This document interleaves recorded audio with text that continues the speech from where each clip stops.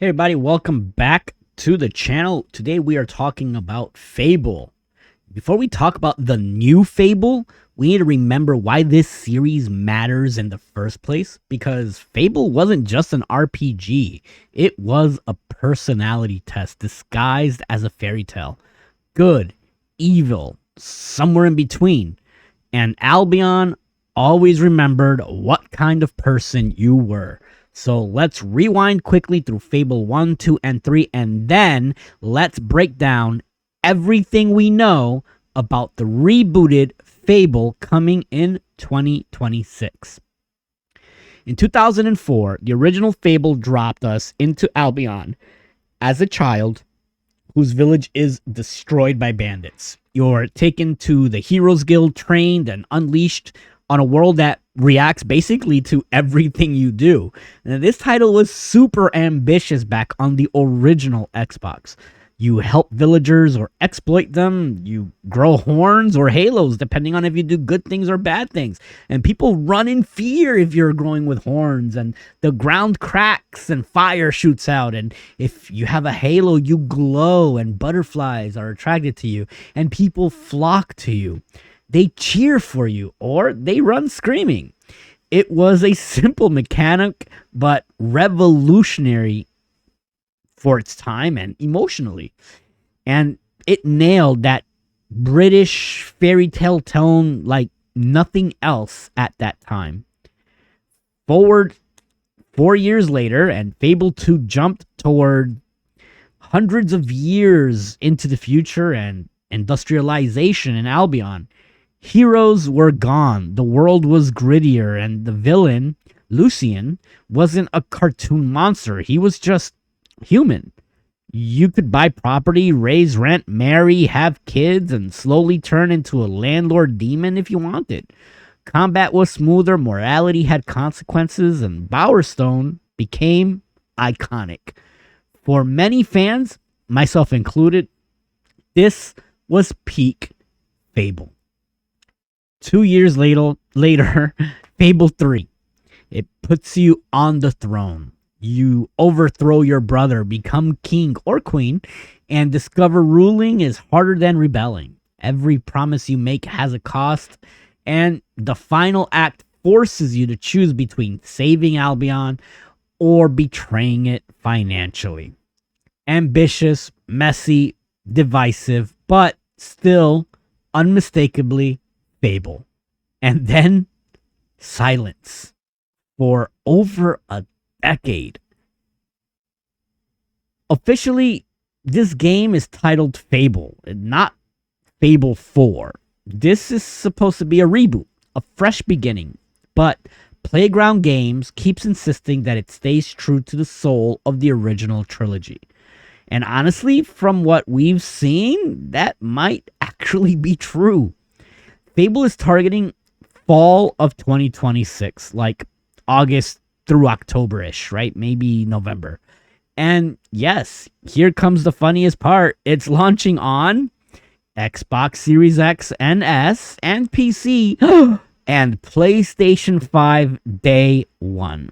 So, ladies and gentlemen, pour one out for the idea of Xbox exclusives, even if they were timed. Because this one's not even timed anymore. Let's crack one open for Xbox. Just vibes and Game Pass subscriptions from now on. We've had multiple trailers, and they all lean hard into tone. The first teaser sets up classic Albion fantasy with theatrical narrator and fairy tale framing. You guys are watching the trailers as this video goes on here. The 2023 trailer reveals Richard Ayoade. I might be mispronouncing that, but he's Dave, a glasses-wearing, vegetable-obsessed giant who's also a boss fight. Because, of course he is. The 2024 trailer introduces retired hero Humphrey, mockumentary style, warning new heroes how badly this job tends to end. And finally, we got the 2026 Xbox Developer Direct, and they gave us our first real gameplay breakdown. British humor is fully intact, including the word wanker, which alone confirms they understood the assignment. So, what about the story and world? Well, you play as one of the first heroes in a generation. You start as a child in the sleepy village of Briar Hill. Your powers manifest, and then a mysterious stranger turns the entire village to stone. You are pretty much an incident, right? That's what makes everything happen, and it pushes you into a fully open world Albion. And for the first time ever, this world no longer is a gated zone. You can wander early, like Breath of the Wild. Go straight to the boss, I'm guessing. And your actions ripple outward.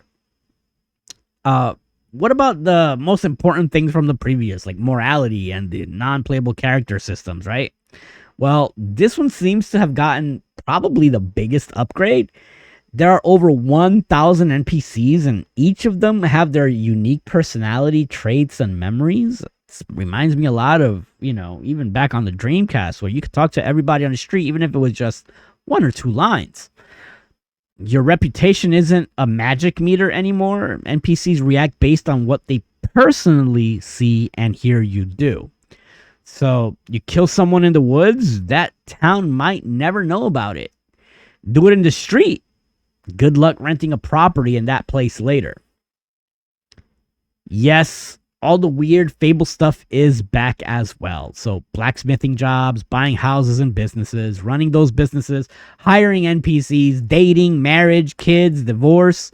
Basically, Albion is once again the place where you can save the world or just become a corrupt real estate baron. One sad note, doesn't look like we have a dog companion this time. Let's pour one out for them. Combat. Well, the combat keeps the classic strength, skill, and will philosophy. You can seamlessly chain sword strikes, magic spells, ranged attacks.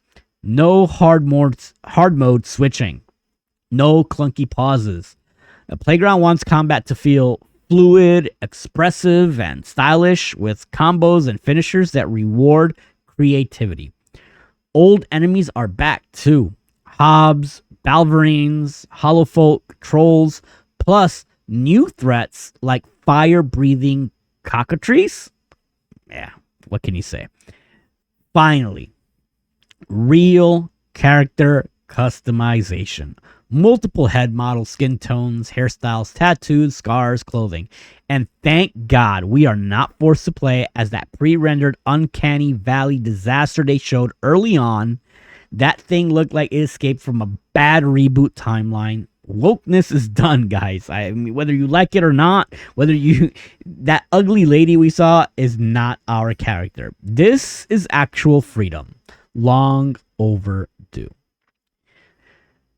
We're returning to Bowerstone this time, as far as locations, complete with Fairfax Castle and the Heroes Guild, meeting the reclusive guildmaster Humphrey the Golden, exploring Bloodstone, which is now a bleak city run by rival gangs, and the Cult of the Shadows.